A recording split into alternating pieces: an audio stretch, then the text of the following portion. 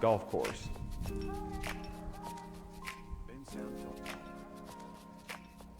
Basketball season is upon us. We give you a preview of the men's season during our sports section of the show. And later, I tell you about the dangers of weather as it starts to change here in Kansas. All this and more on today's episode of Caps 13. Caps 13 starts right now. Hello and welcome to Caps 13. I'm Jacob Boatwright. And I'm Nick Butler. Once again, we have a news-packed show for you here at Caps 13. To start off the show, earlier this week, Election Day happened. On Election Day, voters in Carl Junction, Missouri didn't need to go far to cast their ballots. The Briarbrook Golf Course served a vital role as Carl Junction's primary polling location. Signs marking the location and a drop-off zone helped ensure voters of all ages and abilities have a smooth experience. By 2 p.m., the line to cast a ballot was small, but the setup made it easy for inexperienced voters to go and get involved. I'm very excited. This is my first time voting in this election year. I was not able to vote last time. We were cutting it close for my age. And the people there were very kind, very willing. I just went over, filled out my bubbles, and turned it in. I think it's important that people go out and make the decision to vote, understand the policies and the candidates that they're electing into their offices, and not just for the presidential, for every single sector, for governor, for lieutenant governor, for our commerce, everything. Briarbrook polling place was only open on Election Day, but other locations in Jasper County, such as Joplin and Carthage courthouses, along with the Pittsburg community, had early voting. Caps 13 reporter Zach Shelby went out to the Pitt State Oval to talk to students and get their response after Election Day. Okay. Did you vote? Yeah, I did. No, I wasn't able to. I live in Texas, so I wasn't able to get my ballot in time, but so, life. I would have voted though. I did, for the first time. And how did that go? It went good. It was interesting. I wasn't like expecting, I don't really know what I was expecting, but I didn't really know like where to go. Did you vote early or on Election Day? On Election Day. Would you talk about why? I really wasn't well aware of how to vote early, and I don't know, I voted in my hometown, so I just thought it would be good to go home and vote. I would have voted early for sure. Okay, so what policies were important for you this election? As I'm aspiring to be a teacher, there's a lot of things that, like, my whole family's teachers and everything like that, so it's really important for me to get out and get those issues tackled. So. And were you pleased with the outcome of the election? Trans rights was a big one for me, so I'm a little disappointed. I care about the environment a lot. It's okay. You always can't get your way, but, you know, there's two sides, and you can't be mad at one of them, so it was all right. I can't control it. I can't change the outcome, so, I mean, I can still continue to like raise a voice, but I can't like not claim him as my president, if that makes sense. I still have to be respectful.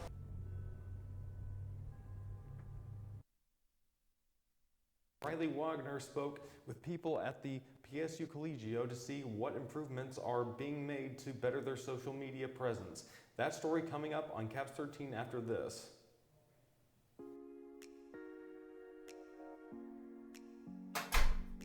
Oh, hey!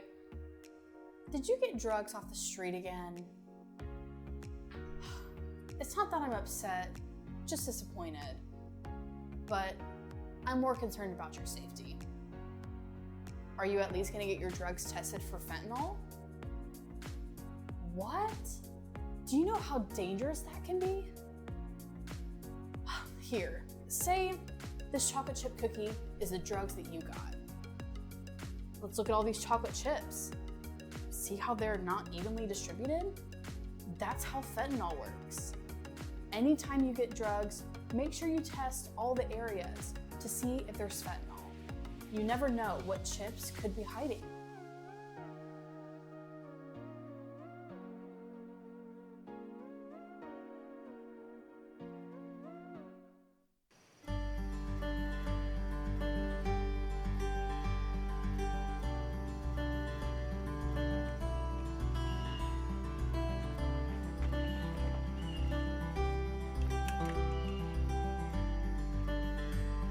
Whoa, let's pause right there. Good job on going out and taking a hike, but do you know if that tree is safe to rest on? The main problem with this image here is this vine. How can you tell if it's poison ivy? Poison ivy is number 1 on our list of plants to avoid because it contains a resin that can induce an unpleasant skin rash if you touch it. Poison ivy you see here in Kansas will grow on a vine climbing up trees. The best way to tell if a plant is poison ivy is if it has 3 leaves. Remember the saying, leaves of 3, let it be. If you come into contact with poison ivy, the best way to avoid symptoms is to wash with soap and water thoroughly. If you contract a rash, rubbing calamine lotion on the area is effective. This has been Know Your Nature. Pitt State University, like other campuses across America, have their own newspaper. But unlike the others, we are trying to expand and reach our students in new ways. Inside Whitesett Hall is the offices for our newspaper. Its name is the Collegio. You can pick up the paper all throughout campus buildings. With new technology and attention span shortening, the Collegio realized that they needed to branch out from the physical copy. They turned to the new wave of news. The Collegio has been making additional changes to the paper's website as well as using Instagram and Instagram Reels to reach a bigger audience. Past couple of years, social media has really been a huge impact on, honestly, any student organization on campus. So it's important that we stay involved on social media so people keep seeing our things, since that's where most students are most of the time. Megan says social media plays an enormous role in students' life, especially with incoming students on campus. She says being a newspaper and having a social media presence is very important when it comes to staying engaged with the student population. She says the posts on social media have gained more views and followers to the Collegio. The Office of Inclusion and Belonging is hosting a new celebration. This event is to honor students that are the first in their family's history to make it to college. This PSU celebration is a public gathering that will be held at Gorilla Crossing on the first floor of the Overman Student Center. This is a drop-in and drop-out party that allows for students to quickly stop by for 10 minutes on their way to and from classes or lunch. While at the event, students can ask needed questions from the event heads and a chance to get free stuff like t-shirts and other PSU merchandise. We also managed to speak to the OIB Assistant Director about the importance of this event for students. Well, first-generation students are oftentimes the first in their family to go and get a four-year degree, and with that comes a lot of challenges. Anyone who wants to come can come, but yeah, the main point is just to celebrate our students. If you wish to participate in this event, it is being held on November 8th from 10 a.m. to 1:30 p.m. at the Overman Student Center. Also, if you would like to know more, please check out the event page on Gorilla Engage's website for details. Pitt State's music and theater departments are wrapping up their collaborative event, A Little Night of Music, as they tear down the show's sets and the show's producers and actors rest from months of work. A reflection time between the departments begins. Caps 13 goes down to the Bicknell for the story. This recent collaboration between departments has never happened before. A Little Night of Music marks the first ever occasion that musical performance and theater have ever worked together in Pitt State's long history. During its production, we spoke to the show's producer, Lyndon Little, about the specifics of the event. This is a collaboration. We're excited for the 10-year anniversary of the Bicknell Center. We've got together with Opera Workshop, Mr. Patrick Howell, and the Bicknell Center has helped provide some staff for us as well. So it's a collaboration between those three organizations. As the results of the show's performance roll in, the question of whether this was successful or setback is a top question. We managed to speak to the head of music, Patrick Howell. While we spoke, he let us know of the show's outcome and future plans for further joint performances with the theater department. I think it's been a great success, especially from the standpoint of my students. It is certainly something that is in the realm of possibility, but it's still too close to the performances to really have had a big full discussion. While an official decision has yet to be made, this collaboration will likely happen again in the future. If you missed this show and want to know when the next collab performance happens, be sure to check PSU's social medias and the Gorilla Engage website at pittstate.campuslabs.edu. caps13news.com/engage. Caps 13 News, back to the station. Up next, we have a really cool segment, including our in-studio reporter for the week, AJ Kohler. He speaks about the story on Cato Days, coming up next on Caps 13 News. Choking can happen anywhere, anytime. If someone can't speak, cough, or breathe, you need to act fast. The Heimlich maneuver could save a life. Stand behind the person, wrap your arms around their waist, and make a fist with one hand. Place it just above their belly button, grasp it with your other hand, and give quick upward thrusts. Continue until the object is expelled or they can breathe again. Remember, every second counts. Learn the Heimlich maneuver today. You could be a hero.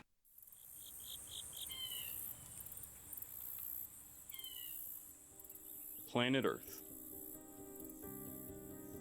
Vital to us all. And still, sometimes, some of us take it for granted.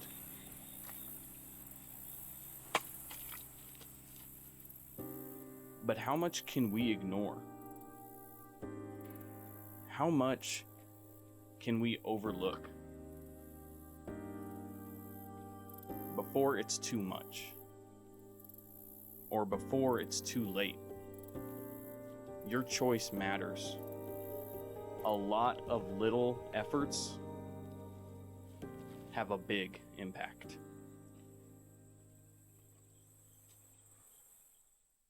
Hey gorillas, flu season is almost here. Let's hear from Taylor at the Student Health Center on the importance of getting vaccinated. We really want to express the importance of getting your flu shot this year. We have seen a number of COVID cases on campus, so we want to make sure that students are staying healthy and safe and being able to participate in all activities. So here's your yearly reminder, make sure you get your flu shot. It is available for all students, faculty, and staff starting at the end of September. You can get your flu shot today at the Bryant Student Health Center. The now abandoned ghost town of Cato is Crawford County's oldest city, and residents in the area celebrate it every year. The city of Cato was founded in 1854 and is believed to be the first settlement in southeast Kansas. The town was never that big, peaking at around 110 people. However, people in the area still celebrate it in a festival known as Cato Days.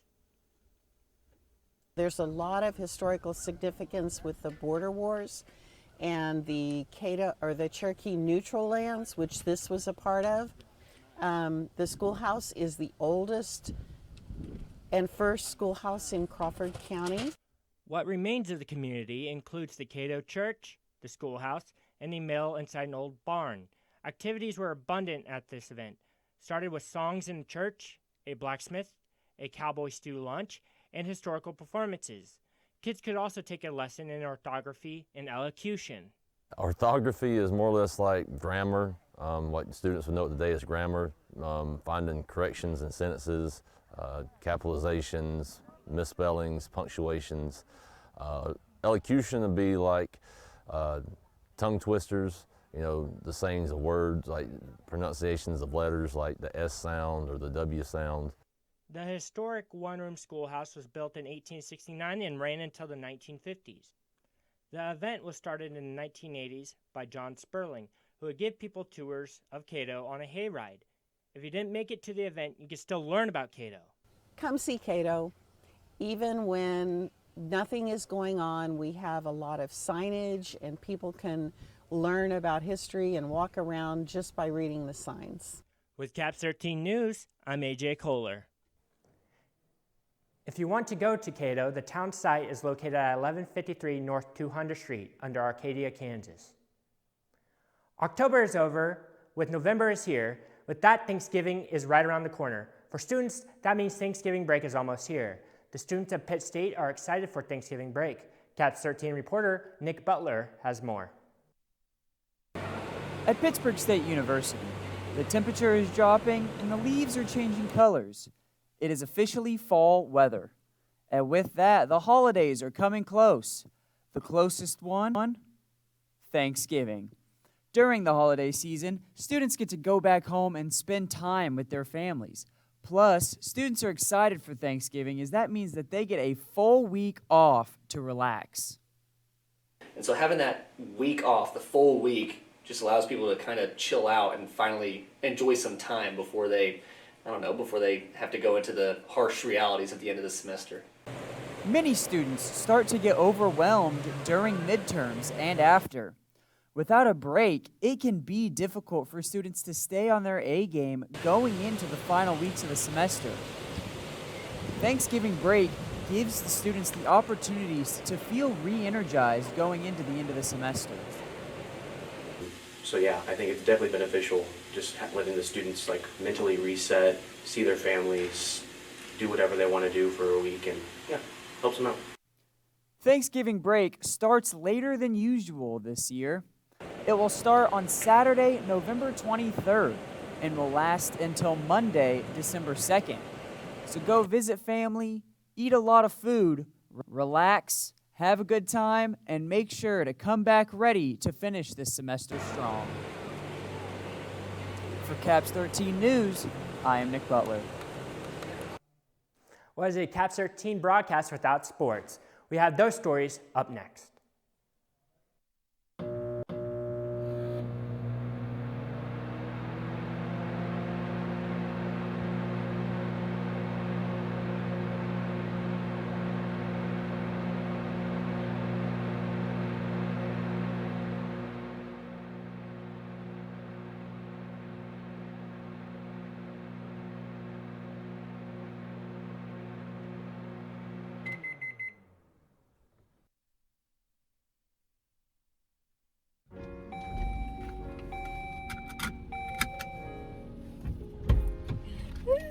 Hey, you ready to go? Yeah, hurry up, let's go. Not gonna put your seatbelt on? No, for what? We're just going around the corner. I guess you have a point. Yeah, I'm always right. I don't know why you never listen to me. You do this every single time. Woo! Being buckled up during a crash helps keep you safe inside your vehicle. Severe weather can strike at any time. If you want you and your property to be safe, listen to these steps. Stay away from big metal poles like this one. This is a flagpole. You do not want to become a human lightning rod. Resources like the National Weather Service will sometimes send alerts through your phone letting you know if a severe weather event's happening. If you're on the road during a storm, make sure to drive 5 to 10 miles below the speed limit. You do not want to go off the road. And it also allows you stopping time in case any debris falls into the road. If you're going to go park your car, if you have a garage, park it in your garage. If you need a carport, park it under a carport. You do not want trees falling on your car. Make sure to stay away from windows. Thunder and lightning can both break windows, and high winds can send debris like tree branches crashing through your window. And you do not want to end up like this fence here. Now, whether it's inside or outside, when severe weather strikes, you know how to stay safe, Gorillas. Welcome to sports. I'm Brandon Segal. And I'm Mitch Adams. Basketball season is right around the corner. The Pittsburg State men's basketball team is ready to go. The Pittsburg State men's basketball team is coming off of a season where they were runner-ups in the MIAA tournament. They are looking to go beyond that and find more success this season. The team lost some key pieces over the offseason, but have rebounded and look strong. The head coach of the team, Jeff, he has the team to do it. I think collectively, I'm just excited about all of our guys. I don't think there's one person that is really going to stand out, and that's the nice thing about our team. I feel like we have a well-connected team. The first game for the team will be on November 8th in the Central Region Tip-Off Challenge against Winona State. That will take place in the Municipal Auditorium located in Kansas City. The first home game for the Gorillas will be November 27th against Arkansas Tech. The end of the semester is near. The Student Recreational Center has one last intramural competition before the semester ends.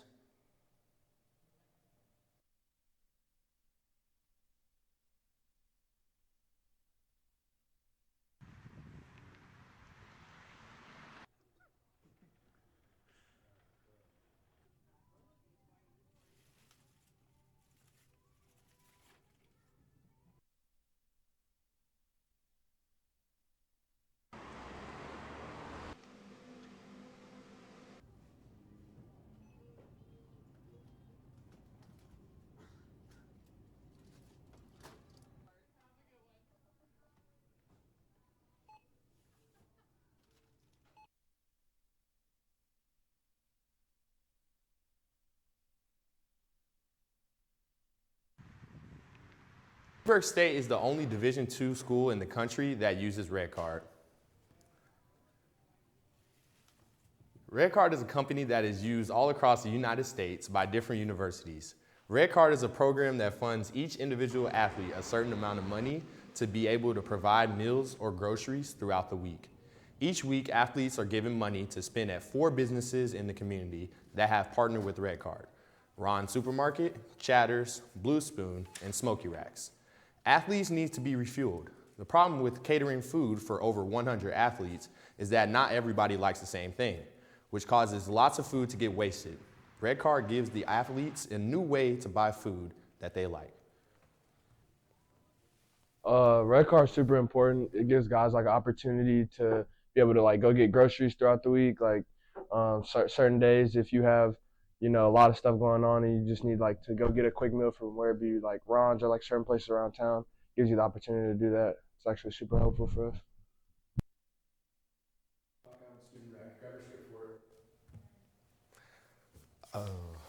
Find out more about going to www.redcardathletics.com. The Student Rec Center has multiple things. We have informal play, which is when you come in, check into the facility with your ID card. You get to do fitness, walking, pick up basketball, wiffle ball, volleyball. Whatever we have activities going, you can play. Any type of fitness you want. We have cardio, strength, selectorized, and core area. We also have intramural sports programs. We have about 35 per year. We're end of the semester, so the only one left to participate in would be the pre-holiday basketball tournament. The deadline for that is November 20th, and the tournament starts December 2nd through the 5th. Okay. And then we also have personal training and group exercise classes that you can participate in if you want to do that. Cameron Williams oversees intramural sports at Pitt State. I asked her, how do students sign up for intramural basketball? So for intramural basketball, it's coming up. You will go to either Pitt State Rec's website, or you can download the IM Leagues app on your phone. Once you do that, you'll go in, you sign in with your Pitt State ID and all your stuff on that. Once you do that, you now have an account. You can sign up for any of the sports that we offer. For basketball specifically, you'll just hit the sports tab. When you go down, we have the list of all the sports that we have. Just click on the division that you want to do. I think we'll do multiple days for different things. And then you can either make a team, or if you're interested, you can sign up as a free agent, or even that your friends can invite you after you have an account. So pretty simple.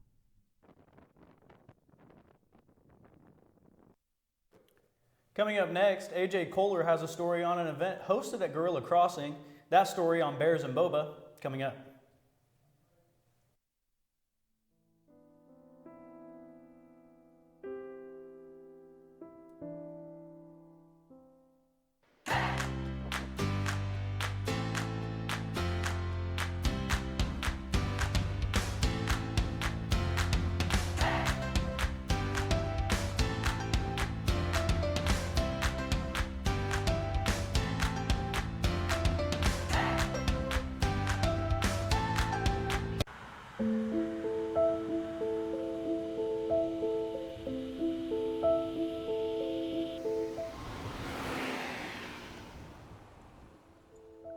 The open road is dangerous. Crashes happen more than you think. It can happen to someone you know, someone you don't know, or even you. Stick to the signs. Speeding kills.